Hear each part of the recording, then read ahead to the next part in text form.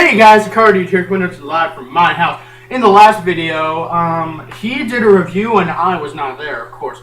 But, what's your name and why are you here? You know my name, and we saw the Hunger Games. Stop. We saw, what was it, Catching Wind? We saw Catching Fire, the sequel to the Hunger Games. Let me preface this by saying that he's read the books, I have not. You could probably tell his opinion. Alright, well, first let's talk about the trailers. Do we have to? Yeah, let's talk about the trailers. These trailers were worth talking about. Okay, fine. We got Frozen, Divergent, that one thing with that one actress that I can't remember who you said. Alright, we got Divergent, which looks good. My English teacher recommended the book, and I think I'm gonna read it before I go see the movie. You're going to see the movie? Yep. Divergent, and it doesn't look bad, but it just looks like every other teen novel adaptation that's coming out these days. What, a dystopian future? Yeah, it looks. That's what people are interested in now, apparently. Well, no, I mean it looks like the prototypical Hunger Games, Hunger Games, Ender's Game. I've never heard of it. I didn't even know Ender's Game was a book. So it came out in the 80s. But it's not important. Divergent, it doesn't look bad. I mean, Kate Winslet looks good in the movie. Is she the main girl? No, she plays the. I don't care. She plays. I don't care. Anyway, next we got Frozen. Which that was a late trailer because it came out this Wednesday. Let's Frozen. I still think that looks stupid. You said Pacific Rim looks stupid and you loved it.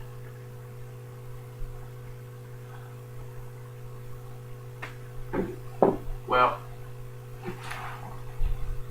let's see. Frozen. We got that one really stupid looking one with Kevin Hart and Ice Cube. The one where Kevin Hart's trying to the black guy fiesta. That's what I call it. Yeah, it's the one where Kevin Hart is trying to marry. And no, that's not racist because they are black. Yeah, and they waste no time reminding you of these of the stereotypes, archetypes, whatever you want to call them. I mean, it looks horrible. Okay, fine. How about this? Let's rename it. Two Guns without the white guy. Two Guns was actually not bad. I mean, this looks terrible, and it probably will be terrible considering it's coming out in January. So anyway, next. We got Medea's Christmas. What? Medea's Christmas, the one. Never heard of it. We got the teaser trailer. Never heard of it. Then apparently I wasn't paying attention very well. Yeah, it was the one where old withered old black lady Medea is posing as Santa. That's one. I remember it. Yeah, it looks. Racist Santa. Oh God, it's the Jinx episode all over again. I've never seen a single Tyler Perry movie. I don't think you want to. Anyway, let's get on with the movie. It's already been like 4 minutes. I didn't like it. I loved it. It was great. I was bored out of my mind. I was interested throughout the whole thing. I should have gone to see Thor 2 again. He's biased towards the series. No, I'm not. Yeah, you are. No, I'm not. Yeah, you are. I am not. Mm-hmm. All right, let's start with the acting. Jennifer Lawrence improved from the first one. You can't deny that. That's something you cannot deny. No, she was downright horrible in the first one. No, she wasn't. She was great. Here she portrayed it exactly as she should have, which was described just in the book as intentionally bored. It doesn't translate well to film. It's not supposed to.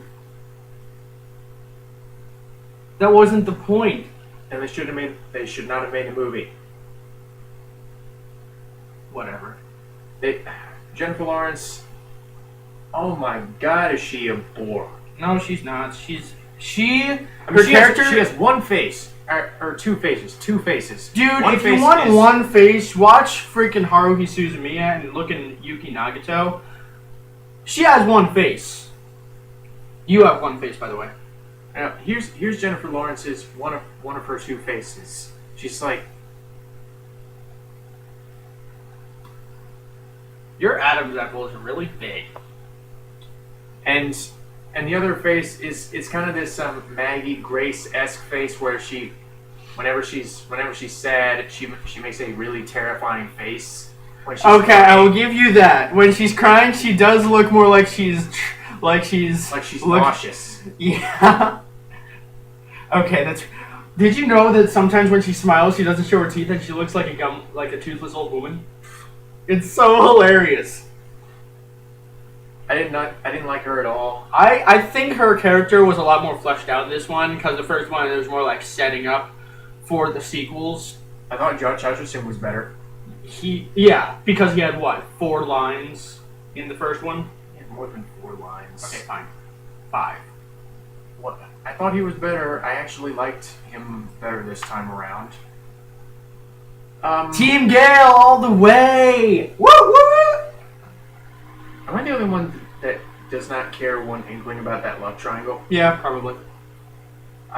Oh my god, I could not be less interested in the love triangle. And every time they... You said you don't care about any characters after past 2010, do you?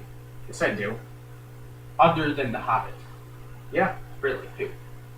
I cared about Lincoln in That was a biography! Okay, fine, I cared about Dredd in Dredd. That was a reboot! It was not a reboot. It was not a reboot. Yes, it was! Okay, yeah, it was, but it was a good reboot. Doesn't matter. It was a reboot. It doesn't count. Of a movie that was no good to begin with. Judge Dredd was terrible. I've never seen it. And I've never seen Dredd either, and I don't want to be honest. Dredd was awesome. You say that a lot. Voice crack. You say that a lot about a lot of things. You never really elaborate on that much past that. Well, I'm not going to talk about Dredd right now. We're talking about Catching Fire. Okay. I'm surprised you didn't call it Catching Wind. Alright, so Liam Hemsworth, fresh off of Paranoia.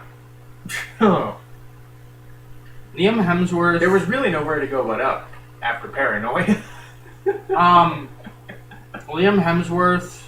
Wait, who did you say before? Josh Hutcherson? Yeah. Oh, I confused the two. Liam Hemsworth had 4 lines in the first one. Yeah, I was getting a little confused for there. Liam Hemsworth is the butch, Aussie guy who's the poor man's Chris Hemsworth.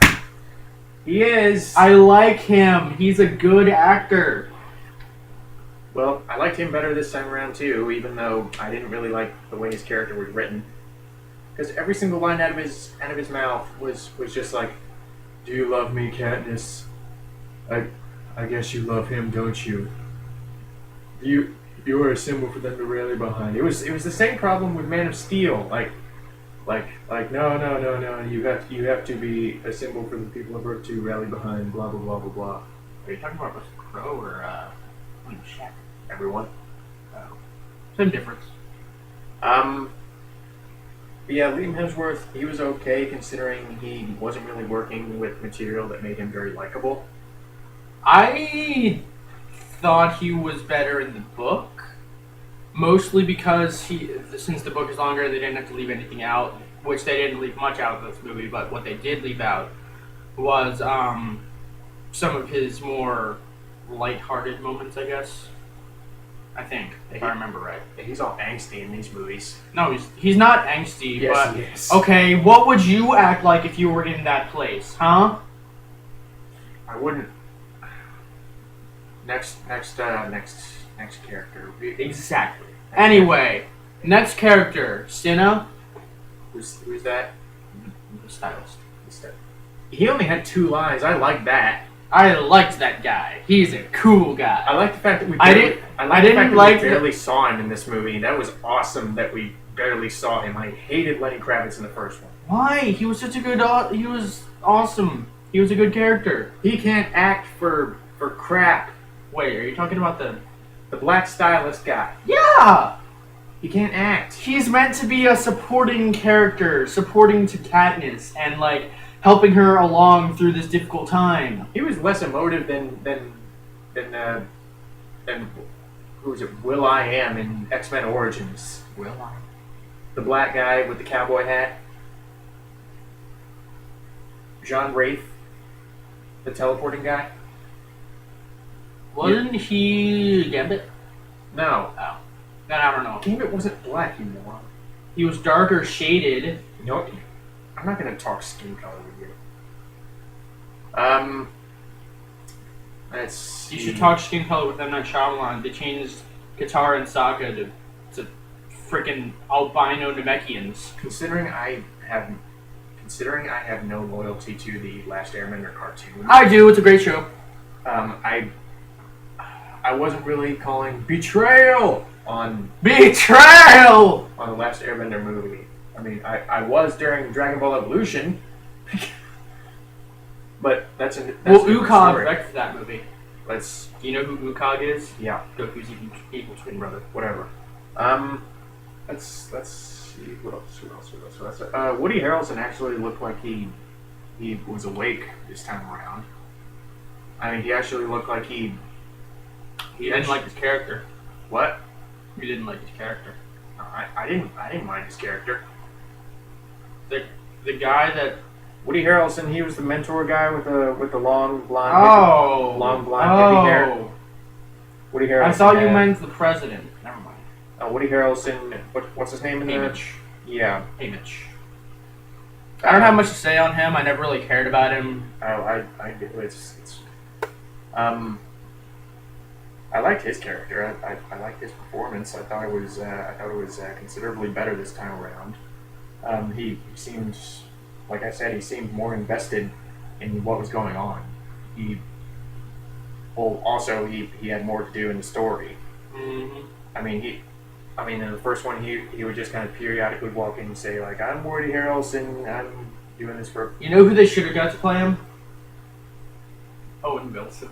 It's better than what he's been doing. Grown Ups 2. He wasn't in Grown Ups 2. What? He was That was Adam Sandler. He was in The Internship Ha! and Freebirds. What was that movie? The turkey movie. No, the Jake Norvell hated. Whatever. That's my boy. Whatever. Who else was in the... Oh, Elizabeth Banks still sucked. Oh, she plays the clown chick. Steffi. What? That's her name, Steffi. Steffi. I could have sworn they were pronouncing her Effie. Same difference. Exactly. I was mistaken. It's Effie. See, I got something right from the book that you didn't. Effie. I remembered how to spell it.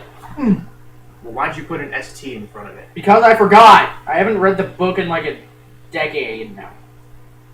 I haven't read the book in like a year or two. Well, I haven't read the book ever, so Because you're an unloyal bastard. whatever. You bastardize the critics everywhere. Elizabeth Banks, was she that annoying in the book? Well, the fact that I didn't have to see her face helped. I mean, she... Oh my god, I could not stand her. Granted, she was not as annoying as Kat Dennings in the Thor movies, but she was still... Who's Kat Dennings? Oh, the intern chick. Yeah, the intern chick. Is she in the second one? Yeah. More than the first one. I still like Thor 2 better. Anyway, that's for another time. Probably one that you've already recorded. Well, if you want my encapsulated review, I would say go see Thor 2 over this. You know what I say? Don't listen to Joe. He's a biased bitch. My one curse. Who else is in the movie? Donald Sutherland is still mustache twirlingly evil as what was his name? The president guy? President Snow. Yeah, he's so we still have Donald Sutherland playing Pat Robertson, so I have no idea who those people are, so Donald Sutherland, he doesn't, it's not that he does a bad job, but everything I never really cared for the character. You don't see You don't really in the books. he has a bit more of a minor role, Oh, does he? just because you don't get the point of view switches to the game makers with President Snow in like that one room, you know. Like when they're Yeah. they don't have those point of view skips. It was strictly Katniss and the other members. What'd you think of Finnick, Who was he? the mermaid? Underson. The guy that dressed up as a merman, for the opening ceremony. The guy that carried grams. Oh, okay. Yeah. Sam Claflin, I think his name is. I liked him in this. He was probably my favorite new character. Stop. He was probably my favorite new character, even though at times I could find it kind of distracting when he was when his British accent kind of started to slip through. But I didn't notice that. But I liked him in Pillars of the Earth. I liked him in Snow White and the Huntsman, and I didn't like him in Pirates 4, but that wasn't really his fault. That was more the character. That was more the crappy writing in Pirates 4. Yeah, he was all right. He was all right. He was likable. What'd you think of the other new characters? Well, like one more thing about Finnick. Is that his name? Yeah. One more thing about Finnick. He started off as Viv Tannen, basically kind of hitting on Jennifer Lawrence. Like he was getting right in her face, and I was like, okay, Biff, back off now. They said he was a ladies' man. Did they? Yeah. When they were, remember? I don't remember. He was asleep by that point. I was not asleep. I did not fall asleep. Didn't you fall asleep in Man of Steel? Came close. Although that was before I started getting angry at Man of Steel. I mean, I started getting. You started getting angry on the way home when we were discussing. No, I started getting angry at Man of Steel when Kevin Costner died for no reason. That was. Hey, Joe. The tornado's behind me. Yeah. He didn't even get sucked up by the tornado. He just got engulfed. He just kind of disappeared in the He just fog. got engulfed by a Sharknado. No, by a fog. Sharknado would have made that movie better, in fact. But what else? Stop. What else about this movie? The Catching Fire movie that I liked. The effects were better, except for those really cartoonish looking baboons. Those baboons look ridiculous. They looked terrifying. They look fake. Everything CG looks fake. No, it doesn't. What? How do you figure? The dinosaurs in Jurassic Park didn't look fake. Yeah, they did. No, you they can tell when something was animatronic and CG. That doesn't mean it looks fake. Yeah, it does. It's because these days we are trained to pick up CG because there's so much of it. Okay. Fine. Those baboons. Okay, go back to his previous reviews. Anytime that he mentions CG, you will find that he does not like it in any movie thus far. Ever. That's not true. Really. Name a movie that you like the CG. That's not Lord of the Rings. Jurassic Park, Terminator 2. Really? Yeah. I hated the CG in those movies. Why? It was so distracting. The Hobbit. That CG sucked. It did not. Yeah. Back to the Hunger Games. Dude, when Gandalf and the dwarves are running through the goblin cavern, that looked so fake. Back to the Hunger Games. Yeah. The acting I thought was very hit or miss. I mean, there were some guys like Finnick and Hutcherson who were very good. Oh, and Jenna Malone. Jenna Malone was awesome in this. She played the chick who stripped down naked. Joanna. Yeah, she was awesome in this. I really like Jenna Malone. Don't worry, you don't see anything. You can take your kids here. But she was probably one of the only ones who at least had a sense of humor about the whole thing. I don't see how she could. She doesn't have one in the third one. She drops 2 F-bombs in the movie. I didn't hear them. That's because they bleeped them out because they were on live television. Oh, I don't have time for this. No. She was. It was the scene where she was really pissed off because Sutherland announced like all the winners of the previous Hunger Games are going to be chosen. Blah blah blah blah blah. And she was, I guess, one of the winners of the previous ones. And yeah. She's like, I won the Hunger Games, and now you want to kill me again. Well, that's just. and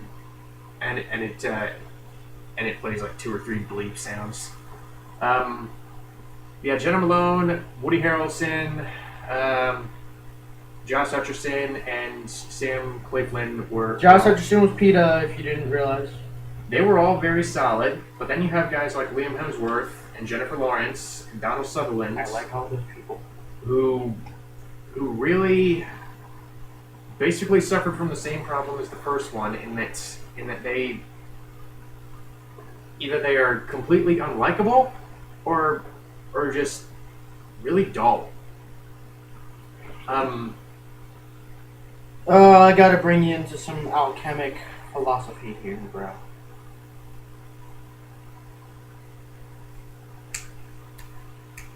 Whatever. What did you think of the? Joe. What did you think of Joe? Before we move on, about Katniss and Gale. Put yourself in their shoes.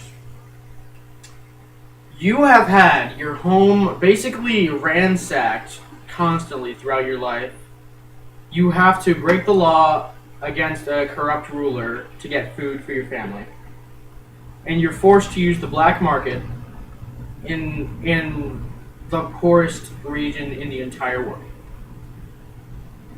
How would you act? You would act as if you didn't have a soul anymore. You would look tired all the time, dull, not caring anymore.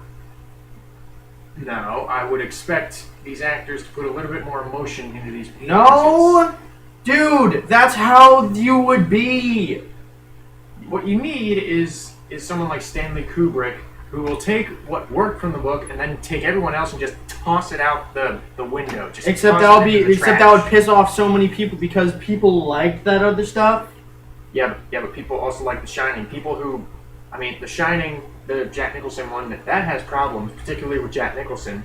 But The Shining movie, the Stanley Kubrick Shining movie, is infinitely better than the Stephen King written Shining miniseries, which was boring and awful.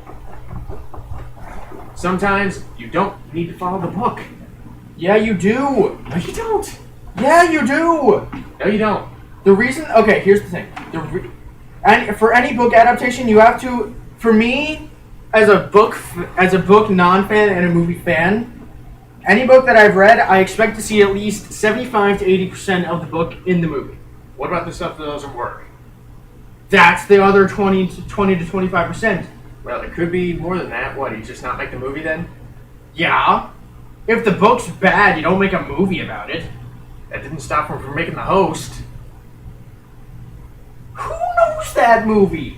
It came out this year. I don't know that movie. It's a Stephanie Meyer movie. And? What other bad books did they turn into movies? Hunger Games. Okay. Don't start. Alright, what other horrible books did they turn into movies? Twilight. The majority of Stephen King's works. It was like in the 70s, wasn't it? 90s. Like 90s? 90s, all through the 2000s. All through the 2000s? Really? Well, they're basically, still making those? Basically from the 70s all the way to the That way through the disappoints 2000s. me. That kind of disappoints me. That Under the Dome thing was absolute garbage. I never heard of that. It was that TV series that came on during the summer. They were talking about remaking it.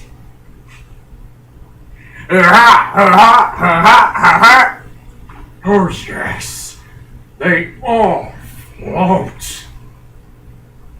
Anyway, you float. Final thoughts. too. Final thoughts. Oh no! I want to talk about the action scenes, which I will admit were much easier to look at. So you admit there's no shaky cam? At least not unless it's used to as an effect. I didn't admit that. There was still some shaky cam, and Fine. And some of the action scenes were filmed a little too close. But for the most part, unlike the first one, I could actually tell what was going on. There was basically no shaky cam whenever there wasn't an action scene, so that was that was already a huge improvement over the first one, Hunger Games, which had some of the worst cinematography I have seen in a while. Well, I don't think I watched Hunger Games for the action, to be honest. I more watched it for the story and the characters that I liked. I thought you were going to say you watched it for the reality TV commentary. That too. Take that, Keeping Up with the Kardashians. Anyway. Is that a reality show? Anyway, final thoughts. It wasn't. I liked it better than the first one, but that's not saying much. I'd liked it better than the first one because this is my favorite of the 3 books. When it comes to movies that that Francis Lawrence has done, he hasn't really done a whole lot of movies. I think he's only done like 3 or 4.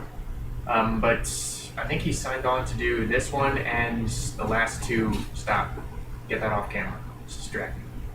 I think Francis Lawrence has signed on to do the last 2 movies. Yeah, they're splitting the final book into 2 movies. Yay! We can't have a book that's just 1 movie anymore. We need. Hey, that's one thing that the Star Wars prequels got right. They didn't split the 3rd one into 2 movies. It's because there was no books to base it on. So, what's your point? My point is, they need to stop splitting stuff into multiple Okay, parts. here's what they need to do. They need to either go all the way and make every one of the series 2 parts, so that they don't have to leave anything out of the book, or they could just have to make the last one movie. Because if you can turn Twilight, the first one, into a movie, in 1 movie, you don't need 2 movies for the last one, which is basically equal in length. But you don't understand. They needed 2 movies for Twilight. I mean, all that. Okay, fine, Harry Potter. I mean, all that precious time that they needed to devote to Edward and Bella staring at each other like this. Okay, yeah. 2 movies. 2 movies devoted entirely to that. And then the second one turned out, and then the second one had the awesome action scene that turned out to be like a freaking dream. God.